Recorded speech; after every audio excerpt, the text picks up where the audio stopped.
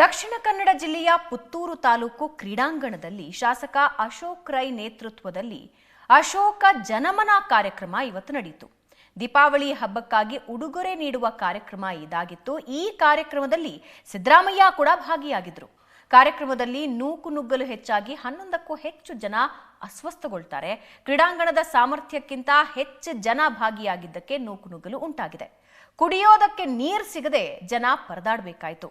ಕೂಡಲೇ ಅಸ್ವಸ್ಥಗೊಂಡ ಜನರನ್ನ ಪುತ್ತೂರು ತಾಲೂಕು ಆಸ್ಪತ್ರೆಗೆ ದಾಖಲಿಸಿ ಚಿಕಿತ್ಸೆ ನೀಡಲಾಯಿತು.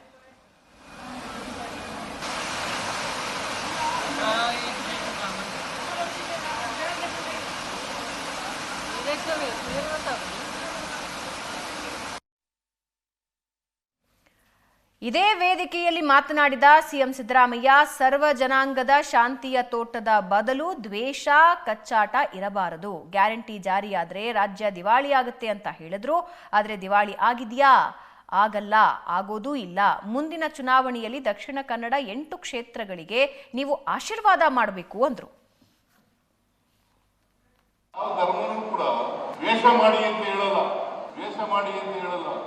ಪ್ರತಿಯೊಬ್ಬರನ್ನು ಪ್ರೀತಿಸಿ ಅಂತ ಹೇಳ್ತದೆ ಹೊರತು ನಮ್ಮಲ್ಲಿ ಏನಪ್ಪಾ ಅಂತ ಇದ್ರೆ ವೈವಿಧ್ಯತೆಯಲ್ಲಿ ಏಕತೆಯಿಂದ ನಾವು ಸಾಧನೆ ಮಾಡಬೇಕು. ಮುಖ್ಯಮಂತ್ರಿ ಆದ್ಮೇಲೆ 5 ಗ್ಯಾರಂಟಿ ಯೋಜನೆಗಳನ್ನ ಘೋಷಣೆ ಮಾಡಬೇಕು. ಈ ಗ್ಯಾರಂಟಿ ಯೋಜನೆಗಳನ್ನ ಜಾರಿ ಕೊಟ್ಬಿಟ್ಟು ದುಡ್ಡಿಲ್ಲದ್ರೆ ನಿಮ್ಗೆ ಮೆಡಿಕಲ್ ಕಾಲೇಜ್ ಕೊಡಕ್ಕಾಗಿಲ್ಲ. ಟೀಕೆ ಮಾಡೋರು ಸುಮ್ಮನೆ ಟೀಕೆ ಮಾಡೋರು. ಯಾಕಂತಂದ್ರೆ ಜಾತಿ ಹೆಸರಿನಲ್ಲಿ, ಧರ್ಮದ ಹೆಸರಿನಲ್ಲಿ ಜಗಳ ಅಂಟಾಕಿದೆಯಲ್ಲ, ನಿಮ್ ಜಿಲ್ಲೆ ನಂಬರ್ 1. ಈಗ ಅದಕ್ಕೆಲ್ಲ ಕಡಿವಾಣ ಹಾಕಿದೀವಿ ನಾವು, ಹೌದಲ್ಲ? ಯಾರು ಎತ್ಕಟ್ತಾರಲ್ಲ ಅವ್ರ ಮಕ್ಳು ಯಾರು ಕೂಡ ಬರಲ್ಲ. ಬೇರೆಯವರು ಹೊಡೆದಾಟ ಮಾಡೋರು. ಮೇಲ್ಜಾತಿಯವ್ರ ಮಕ್ಕಳು, ಶ್ರೀಮಂತರ ಮಕ್ಕಳು ಜೈಲಿಗೆ ಹೋಗೋದು ನೋಡಿದ್ದೀರಾ?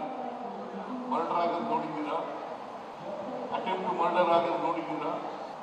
ಎಲ್ಲ ಯಾರು ಅಂತಂದ್ರೆ ಅಮಾಯಕ ಜನರು. ಪಾಪ ನರೇಂದ್ರ ಮೋದಿ ಅವರೇ ಹೇಳಿದ್ರು, ರಾಜಸ್ಥಾನದಲ್ಲಿ ಅಶೋಕ್ ರೈ ಭಾಷಣ ಮಾಡ್ತಾ ಹೇಳಿದ್ರು, ಈ 5 ಗ್ಯಾರಂಟಿ ಯೋಜನೆಗಳನ್ನ ಮಾಡ್ಲಿಕ್ಕಾಗಲ್ಲ. ಒಂದು ವೇಳೆ ಜಾರಿ ಮಾಡಿದ್ರೆ ರಾಜ್ಯ ಆರ್ಥಿಕವಾಗಿ ದಿವಾಳಿ ಆಗುತ್ತದೆ. ಚುನಾವಣೆಯಲ್ಲಿ ಈಗೇನು ಆಶೀರ್ವಾದ ಮಾಡಿದ್ರಿ, ಪಾಪ ರೈ ಒಬ್ಬರಿಗೆ ಆಶೀರ್ವಾದ ಮಾಡಿದ್ರಿ. ಮುಂದಿನ ಚುನಾವಣೆಯಲ್ಲಿ 8 ಕ್ಷೇತ್ರಗಳಿಗೆ ಆಶೀರ್ವಾದವನ್ನ ಮಾಡಬೇಕು. ನಮಗೆ ಕೇಳ ಹಕ್ಕಿದೆ. ಯಾಕಂದ್ರೆ ನುಡಿದಂತೆ ನಡೆದಿದ್ದೀವಿ, ಕೊಟ್ಟು ಮಾತಿನಂತೆ ನಡ್ಕೊಂಡಿದ್ದೀವಿ. ಈಗ ಅಶೋಕ್ ರಾಯ್ ಮೆಡಿಕಲ್ ಕಾಲೇಜ್ ಬೇಕು ಅಂತ ಕೇಳಿದ್ರು. ಅದಕ್ಕೆ ಎಷ್ಟೇ ಖರ್ಚಾಗ್ಲಿ ಮಾಡೇ ತೀರ್ತೀನಿ. ಮುಖ್ಯಮಂತ್ರಿ ಆಗಿರುವಾಗ ಯಾವುದೇ ಕಾರಣಕ್ಕೆ ಬಡವರ ಕೆಲಸ ನಿಲ್ಸಲ್ಲ.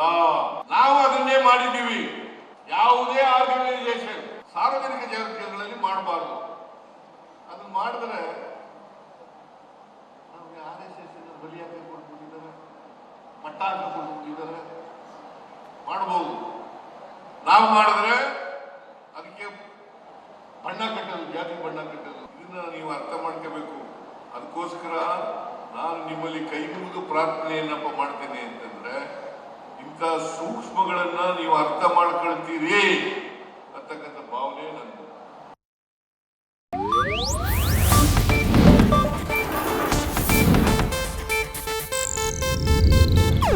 ಇದು ಏಷ್ಯಾನೆಟ್ ನ್ಯೂಸ್ ನೆಟ್ವರ್ಕ್ ಪ್ರಸ್ತುತಿ.